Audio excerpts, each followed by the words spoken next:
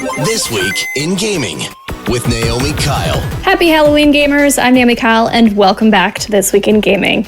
Last week, I took some time off to enjoy a holiday up in Ireland, but now I'm back and fired up to give you this week's gaming news, all in video for those who are watching. This week, we're catching up on a massive Pokémon leak, an Xbox icon goes multi-platform, and the passing of a video game pioneer. We've got all this week's gaming news. Let's get started. Video games lost a legend recently, the creator of the Dead or Alive series and Team Ninja's founder. Tomonobu Itagaki has passed away at the age of 58. Itagaki-san began his video game career in 1992 as a graphics programmer for Tecmo. Then in 1996, he directed the first Dead or Alive video game, skyrocketing him to legend status where he would go on to lead Team Ninja and reinvigorate the Ninja Gaiden series. Before his passing, Itagaki-san prepared a final message that was shared on his Facebook page. The light of my life is finally fading. The fact that this message has been posted means that the time has finally come. I am no longer in this world. My life has been a series of battles. I kept winning. I've caused a lot of trouble too. I'm proud to say that I followed my beliefs and fought to the end. I have no regrets. However, I'm filled with regret that I wasn't able to deliver a new work to all my fans. I'm sorry. This is just how it is. So it goes. Itagaki-san, thank you for sharing your time with us in creating some of the genre-defining experiences in video game history. You will be missed, and may your games ever stand as a reminder for what it means to just have fun. Days before the launch of their latest title, Pokémon Legends ZA, Game Freak has fallen victim to a massive leak. A breach of this degree has happened to Game Freak before, when almost exactly a year ago to the date, the infamous Terra leak caused terabytes of concept art, developer files, and Pokémon lore to stumble out of secrecy and into the hands of the public. This leak includes beta footage, hand-drawn maps, and proposal documents for past, present, and future titles. One bit of leaked information that is raising eyebrows is the concept for what could be the next mainline title in the series, Pokémon Wind and Waves. It is suggested from the leak that this new game would have players start their journey in a big city, which they would then leave to explore a chain of islands inspired by Indonesia's archipelago. According to the documents, the game has been in development for some time and is targeting a 2026 release window. In other Pokemon-related news, Pokémon Legends ZA has sold over 5.8 million copies, both digitally and physically, in its first week on the market. Selling so many copies after just 1 week puts Pokémon ZA among the 5th best launches in Pokémon video game history. The 4 other titles, Brilliant Diamond and Shining Pearl, Sword and Shield, Scarlet and Violet, and Legends Arceus, weren't particularly well received critically and owe their success to the large install base of the Nintendo Switch. Microsoft has announced that 24 years after its Xbox debut, Halo Combat Evolved is getting a remake that harnesses the power of Unreal Engine 5. As the remake's title suggests, Halo Campaign Evolved contains only the game's main story with no versus mode or online matchmaking. To make up for it, Halo Studios is adding 3 prequel missions to Halo's original campaign. The most jaw-dropping detail in this announcement is that Halo Campaign Evolved is coming to the PlayStation 5, giving gamers reason to believe that the console wars have officially come to an end. Microsoft has been easing gamers into the idea of Xbox IP going multi-platform, first with Hi-Fi Rush, rushing back in 2023, then Grounded, Sea of Thieves, and Gears of War followed suit. Now Xbox's Master Chief is being recruited to make the pilgrimage into uncharted territory, and I can't be more excited for more gamers to experience the Halo universe for the first time. And the best part is, new players don't have to go at it alone. Halo Campaign Evolved supports cross-play between platforms, further bridging the divide between Xbox and PlayStation consoles. Halo Campaign Evolved doesn't have a release date just yet, but I speculate that it could be out in fall 2026, when Halo celebrates its 25th anniversary, the perfect time to launch its groundbreaking new title. Quest complete. So that's the news for this week. It's now time to chat with our guest. Kahlief Adam is back to talk about all the news, including our predictions for Game of the Year. Select game mode. Multiplayer. Hey Kahlief, welcome back to This Week in Gaming. It's been a minute I've had you on, and lo and behold, we are doing video this time around, so I'm so excited. People can see us now? Yes, What? they see our faces. Hi, guys. I moisturized just for you. I made sure I was did a on little point. you did a little like spa day to just make sure your pores were tighter, Make sure better. the beard doesn't look too fluffy. We got it rocking. We got it rolling. I love that. It's good to have you back on. How you been? Good. Things are rolling. I think it's been a really busy back half of the year. Yeah. Games are coming in fast and furious all over the place, and it's nice to be able to see the end of 2025, which is weird to say out loud on the horizon. But we're almost at the end of the year, and a lot of those conversations are going to be really busy. Yeah, really we're fun. already at the end of October. This is about to be November, the penultimate month of the year. I don't understand how time works anymore. It's all a flat circle. We know. Yeah, it totally is. All right, let's get into some new stuff. Pokemon Legends EA is out, doing good. But unfortunately, they did get some sort of breach. Game Freak got some info leaked about the game. And the big thing is, of course, that they, talked about past, present, and future titles. Or apparently there were some reports in the documents that revealed some info about that. What are your thoughts in general about this leak? Leaks in general? Leaks are just hard because they're one of those things of, as a person who does some of this work on the back end and the marketing and kind of community side, like you spend a ton of time kind of safeguarding that good information that you can give to your audience when it's time to give it to them. And it just hurts everyone in the mix. It hurts the developers. It hurts the folks who are trying to help promote that work. And it doesn't really do anything for the fans either. You're stealing the joy from the fans by giving them something really interesting to be able to grab onto and to be able to celebrate by having these leaks go out early and showcasing and talking about things that they shouldn't necessarily know about yet. So I feel bad for those folks. It's not great. But this is also a part of the way of the world. People are really, really excited about stuff, and they will dig and they will look for stuff. Yeah. And that's rough. Yeah, it's super rough for the studios. The big, thing that came out of this leak, which again, don't like reporting on leaks necessarily, and I think that it's just a report, and we don't know what's remained true of this leak. But Pokemon Wind and Waves is apparently the next title following this one. What do you think? Do you think this is something we should hold to be true? Is it something that you think fans are excited about not liking? I think fans are going to be excited for any new Pokemon anything. Yeah. If Pokemon fans are excited about anything coming out of that camp. I haven't seen a lot of details about what the game is supposed to entail, of course, but I do think, I think there's a space that's in between like folks who have a foot in the door of information and know stuff. Yeah. And then there are people who have been kind of in that space and who are kind of nefarious for doing that stuff early. So it's always hard to kind of know and take everything with a grain of salt. But I hope in the grand scheme that if that is the next game, that it's going to be something that fans are going to be excited for. I think that's always the end result is, are you going to be excited for whatever that thing is? Yeah. And Pokemon fans are excited about most things. So that's dope. Yeah. And I think they could always, a title being what it is, they could always change it down the road. There's just still flip the surprises words. to be had. Yeah. Just flip the words and freak everybody out. Just call Waves and Wind. Waves Oh my and God. Wind. We got you. It's not what you thought it was going to be. Yeah, exactly. All right, we're going to cut quickly to Games Out this week, folks, and we'll be right back. Games Out this week. Starting on October 28th, Outbreak Island and Ire, a prologue, get marooned on PC. On October 29th, The Outer Worlds 2 blasts off onto the PS5, PC, Xbox Series X and S, and is available day one on Game Pass Ultimate.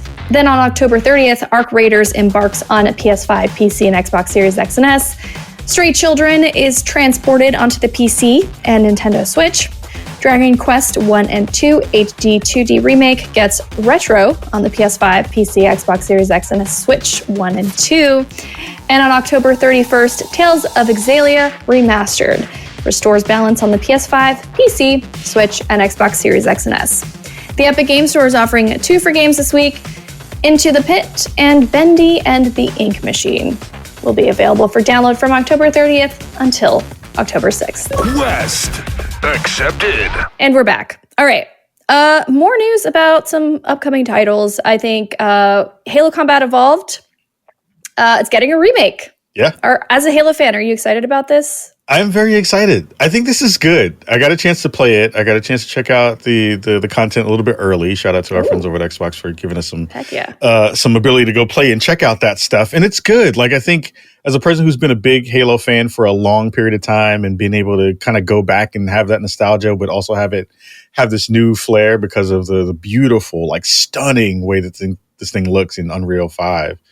I'm hyped for it. And I think a lot of folks are really excited for it too. What about the fact that there's no versus mode? There's no online matchmaking. Any thoughts on that as a fan? I think that's smart. I know a lot of people are mad about that. I know a lot of folks are like, "Why this isn't a real product because there's no multiplayer, which Halo is known for." I think you save all that goodness for the next Halo game. Like you're getting a glimpse of what this thing could look like in Unreal 5 and some of the ways it'll feel. But I think holding off on that and not putting it in this product is actually really, really smart for them. I think that's a brilliant move. So they're kind of holding stuff so that they can release it later, perhaps, or just part of a whole new game. What do you think Halo needs at this point? Do you feel like it's in a good spot? I mean, Halo Infinite launched in a not great way. I think a lot of folks still are kind of, they're holding on to that memory of when it launched. But I think it had a really big resurgence in a lot of different ways. We saw this past weekend with the Halo Championships that a lot of folks still care about this series and about this IP. And I think you saw a lot of folks who are really excited about it coming back. I think the thing it needs is fresh new blood. It needs a little bit of a new campaign that's really going to captivate people. It really needs to innovate on the multiplayer side whenever it does drop, because it needs to feel competent up against COD and Battlefield at this point. And Arc Raiders, which is going to be another game in the mix. I think a lot of people are going to be excited for. So I think they're really going to have to lean into making that multiplayer as fantastic as it possibly can. And now that's going to be on multiple platforms. That's going to be a big deal for a lot of folks in the PlayStation camp too, which is going to be cool to see. Yeah. Speaking of that, what's been your read on people adopting this just a lot of Xbox games now being multi-platform? Like, do you think the sentiment is, yay, we're excited, we're cool with it? Or are people still holding on to the, console wars, I guess? People are holding on to the console wars for dear life. They are not happy with this moving over to another platform, which I feel is a little bit sad. I think, we saw a lot of good information kind of come out this week, or at least some sentiments around like why this is happening from some of the Xbox brass. And I think if you're paying attention, one of the big bullet points were discussing like how TikTok and other forms of media are soaking up a lot of people's attention. Mm-hmm. And I think that that's a real deal. I think a lot of folks are looking to find good ways to take time away from Roblox or Fortnite or any of those big juggernauts. And you're going to have to get your game in every space to be able to compete. And I think this is going to be a really smart move for them in the future. They've laid the foundation with a lot of this, moving with Xbox Play Anywhere and some other pieces of the ecosystem. But this is a smart move for the future of not only that franchise, but for games in general. I think this is a good move. Yeah. Yeah, I'm in the same boat. I think, I'm definitely an Xbox fan. Mm-hmm. And I think that, whatever Microsoft decides to do, I think they're thinking bigger picture, and I think they're thinking about the larger ecosystem and like the way things are going, the fact that there is an attention divide pretty much everywhere right now. So back to Halo, though. Halo's still such a huge franchise. Do you think that it should be rebranded in any sort of way? Given a new look, anything like that, something that might, like you talked about, fresh blood and like having other people work on the properties, bringing new ideas. Is there anything like that you thought of? And I also saw that Halo's still pretty talked about. Like the show even kind of got a little bit of a boost because it got put on a new platform and people are loving it. Yeah. So, there's perhaps new eyeballs being brought to the franchise. But what are your thoughts on that? I agree. I think the new eyeballs are good. I think we saw a little bit of what it could potentially look like with Halo ODST, which was a little bit of an offshoot of the kind of normal Master Chief story. And weirdly, fans didn't like it. Or I shouldn't say weirdly. I think it was a shock to the system in a lot of different ways. It was that kind of oh, we put Raiden in this game in terms of instead of Solid Snake kind of thing. Right. And I feel like, we're going to wind up seeing, hopefully a different version of the Master Chief story. I think I am also growing a little bit long in the tooth for what this particular character brings to the space. It's a very monotone, very, one word sentence kind of dude in a suit thing. And I think there could be space to broaden this universe out in some really fun ways. And that means you kind of have to detach yourself a little bit from Master Chief, which I think is the only way to kind of really grow this series in some way. I know I'll get some pushback on that, but I think if you're going to do it right, you have to jump in with both feet, and you can't be scared about what the future holds, and you got to kind of do that stuff. Right. So perhaps new characters? New characters, focus on some other folks in the space who might be, Master Chief's homies. I want to see the Master Chief's homies version of the game. You roll through. But yeah, I think there's a space for more people in that universe. There are so many books. There's so much story and lore that you can pull from to be able to do that. I think it makes it easier to make the case for it. Yeah, that was something that I thought about with Mass Effect back when that was a big thing. Like, there's a lot of books and lore there. And, I don't know if they're still making the show. I hope they do. But, there's always new storylines and things to explore. We've seen so many, Marvel, Star Wars, all of them do it. So, it's about finding hitting the right tone and, like, finding the right direction to take it in. Agreed. All right, let's get more general here. You have been up to what? What have you been playing? And is there anything in the gaming space you think we should talk about today? Ooh, Outer Worlds 2 is fantastic. I've been playing through that for review. I'm still working my way through it. It is so good. Obsidian just makes bangers. They just make really, really good games. I'm a huge Battlefield 6 fan, and I've been waiting for the Battle Royale to drop, and that's supposed to be dropping on the 28th. So that's great. This shadow drop. It's supposed to be a shadow drop, but then it got leaked, and then everyone was like, "Oh, well, no more shadow drop." Everybody release it now. Release it now. Let it go. So that's really exciting. And I think there's a bunch of stuff that's kind of coming down the pipe. Dispatch is a game I've been looking forward to checking out. Feels like a Telltale game in a lot of different ways.